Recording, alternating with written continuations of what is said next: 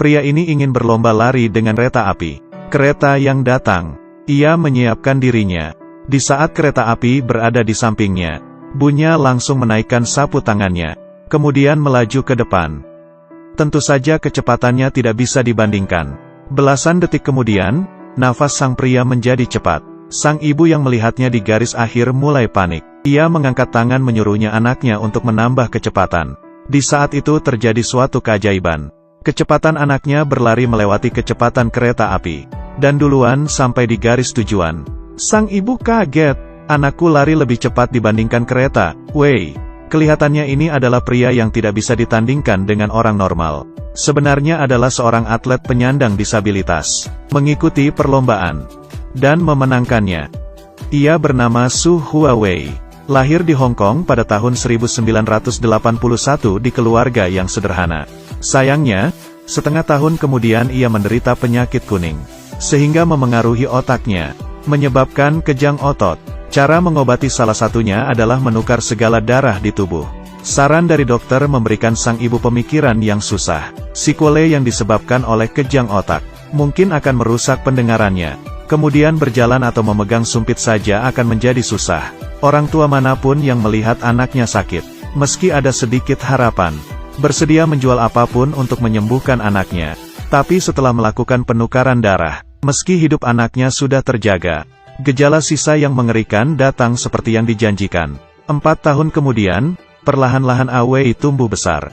Ia tidak hanya tidak bisa mendengar suara apapun, ia juga tidak bisa berjalan. Ibu hanya bisa tiap hari menggendongnya pergi kerja. Anaknya juga ditertawakan dikatakan bodoh. Ibunya tidak meladeninya, karena di matanya, ia hanya ingin anaknya aman. Hari itu, ibunya menggendong Awei melewati toko kecil. Anaknya ingin minum soda. Setelah mengetahui badan Awei berpenyakitan, ia pun tidak ingin mengambil uang tersebut. Hal itu membuat sang ibu marah. Kenapa Awei berpenyakitan? Ia pun tidak ingin mengambil uang tersebut. Hal itu membuat sang ibu marah. Kenapa kamu ingin mentraktir kami? Kenapa tidak mereka? Ia ingin orang lain menganggap anaknya seperti anak normal lainnya. Bukannya menganggap dia adalah seseorang yang lemah. Di saat itu ia berpikir keras. Bila suatu hari ia telah menjadi tua, bagaimana anaknya bisa bertahan hidup? Kemudian ia memutuskan meletakkan anaknya di atas mesin, dan menyuruh anaknya perlahan-lahan turun ke bawah. Tapi tidak tahu karena hal ini, ia mengubah hidup anaknya. Ibu yang begitu jahat, meletakkan anaknya di atas mesin penghancur. Kamu harus jalan sekarang, kalau tidak kamu akan mati. Anaknya yang perlahan-lahan bergerak mendekati mesin penghancur. Ibunya berteriak sambil menangis. Jalan, kamu jalan. Kamu jalan, kasih aku lihat ya, kumohon.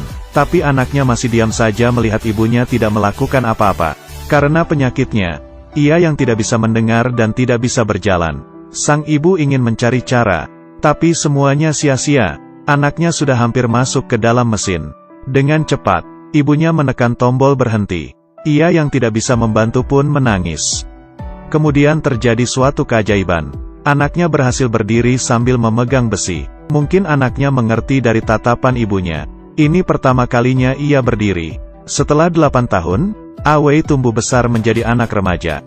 Di bawah latihan ibunya, selain tidak bisa mendengar, ia kelihatan seperti orang normal. Nama kamu siapa?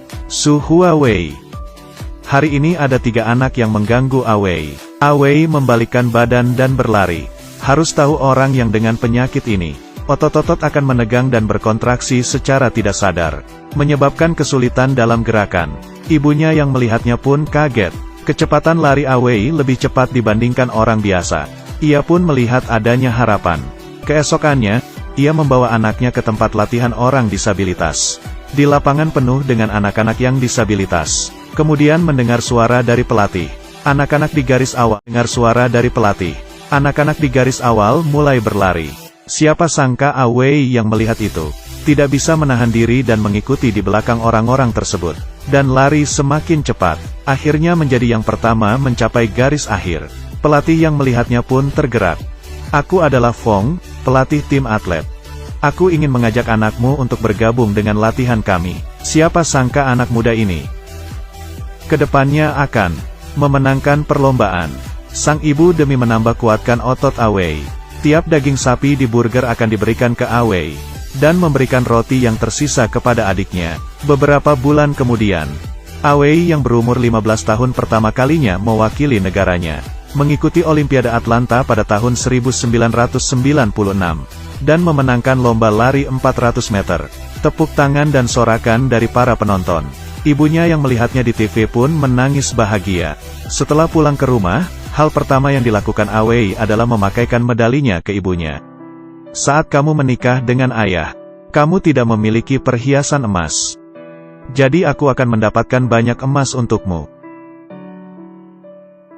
Seorang yang disabilitas ingin memenangkan perlombaan sangatlah susah. Pria ini bernama Su Huawei. Di saat muda ia menderita penyakit, dan dokter mengatakan ia tidak bisa berjalan lagi. Ia yang berusaha keras terus berlatih, akhirnya bisa memenangkan berbagai perlombaan. Di lomba lari pendek 100 meter di Olimpiade Beijing pada tahun 2008, Su Huawei gugup sehingga mendapatkan medali perunggu. Tapi setelah ia sampai di garis akhir, orang pertama yang datang menenangkannya adalah bosnya, Andy Lau. Di saat mengikuti lomba kedua lari 200 meter, ia mendapatkan medali emas dengan rekor 24,65 detik, memecahkan rekor Olimpiade sebelumnya. Ini adalah dunia yang jauh dari tunjangan hadiah Paralimpiade. Hidup masih genting. Setelah Awei yang memenangkan medali emas di umur 15 tahun, di saat wartawan menanyakan ibunya, hidup masih genting. Setelah Awei yang memenangkan medali emas di umur 15 tahun, di saat wartawan menanyakan ibunya, menjadi keluarga dari atlet disabilitas, apakah ada bagian dari pemerintah yang harus diperkuat? Sang ibu menjawab dengan kata, apa yang dikerjakan dibayar dengan hal yang sama. Kenapa Paralimpiade mendapatkan lebih sedikit dibandingkan Olimpiade yang normal? Meski setelah Awei mendapatkan lebih banyak medali emas, tapi menghadapi beban hidup, ia memutuskan untuk pensiun dan hidup dengan menjadi kurir. Karena ia bisa mengikuti lomba, ibu dan adiknya tidak tahu sudah berkelahi berapa kali. Aku akan berhenti berlari. Aku akan mendapatkan uang. Aku tidak ingin kamu susah. Su Huawei pun menyerah dengan pekerjaan yang ia sukai. Sebelum Olimpiade tahun 2018, ia akan berumur 27 tahun pada saat itu. Pelatih menyuruhnya untuk mengikuti lomba, karena itu adalah Olimpiade terakhirnya. Tapi ia tidak ingin menyia-nyiakan gaji kurirnya selama 13 bulan, dan langsung menolaknya. Kemudian kisahnya menggerakkan hati Andy Lau, agar Awei bisa berlatih dengan tenang. Andy Lau pun menyuruhnya bekerja di kantornya. Setelah menyelesaikan masalah itu, barulah ada kejadian ia memecah rekor pada tahun 2008. Ibu Awei berkata, ia tidak akan pernah melupakan hal ini. Louis Ko memberikan komentar kepada Su Huawei. Hadapi kesusahan, kala itu tidak penting. Yang penting adalah harus mengejarnya. Gunakan tenaga dari menangis untuk berlari ya. Dan Awei berkata, kalah di garis tidak penting. Yang paling penting adalah tahu di mana garis akhir itu berada. Bila film ini membuatmu terharu, silakan nonton filmnya langsung. Ini diadaptasi berdasarkan kisah nyata. On Your Mom, Get Set.